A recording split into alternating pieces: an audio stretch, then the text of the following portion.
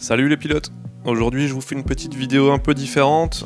En ce moment on fait beaucoup de tours de piste, on prépare le lâcher solo, du coup bon c'est pas forcément intéressant. Du coup je vous emmène avec moi faire la visite pré-vol. Donc la visite pré-vol extérieure. Donc moi j'aime bien commencer par la trappe de visite de l'huile. Donc le bouchon est là, on l'enlève. C'est comme sur la voiture, on retire, on essuie, on le remet et on le ressort et on vérifie que l'huile est bien entre les deux niveaux. Ensuite on vérifie la jambe de train si elle n'est pas tordue. On vérifie le pneumatique et son fuselage s'ils sont en bon état. On vérifie l'avertisseur de décrochage qui est là, c'est le petit trou. Le bord d'attaque, le bouchon de réservoir s'il est bien en place. On enlève le cache-pitot, on vérifie que le pitot et la prise de statique ne soient pas bouchées.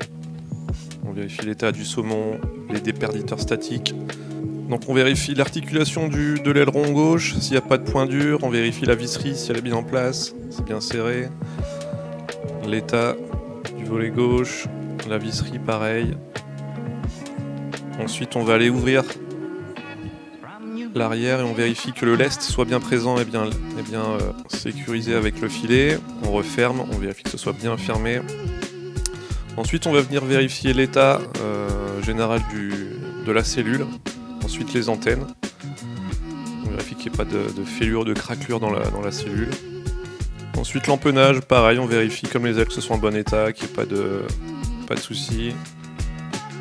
Même chose, la gouverne de profondeur, on vérifie les attaches. On vérifie les attaches de la même manière au niveau de... On vérifie l'articulation et la fixation de la gouverne de profondeur. Même chose, on vérifie l'état général de la cellule. Et on va passer à l'aile droite. Donc pareil.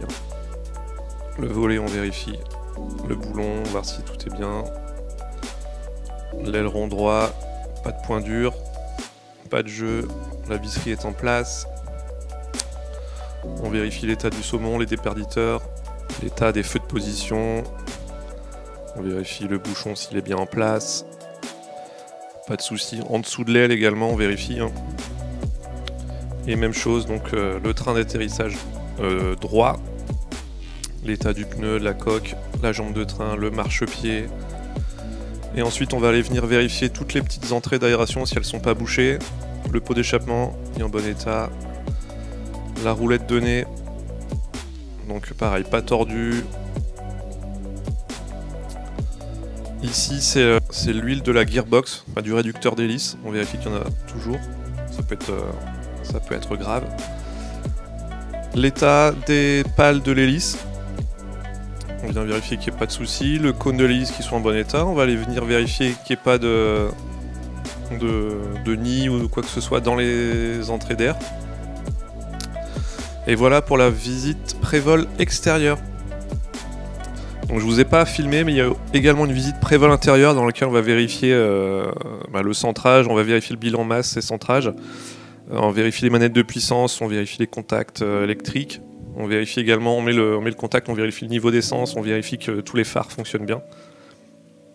Alors je l'ai pas filmé ça, mais si vous voulez, je pourrais vous montrer ça dans une prochaine vidéo. Donc n'hésitez pas à laisser un petit commentaire si ça vous intéresse de voir quelque chose en particulier sur mes vols. Abonnez-vous et bon vol à tous. Bon vol.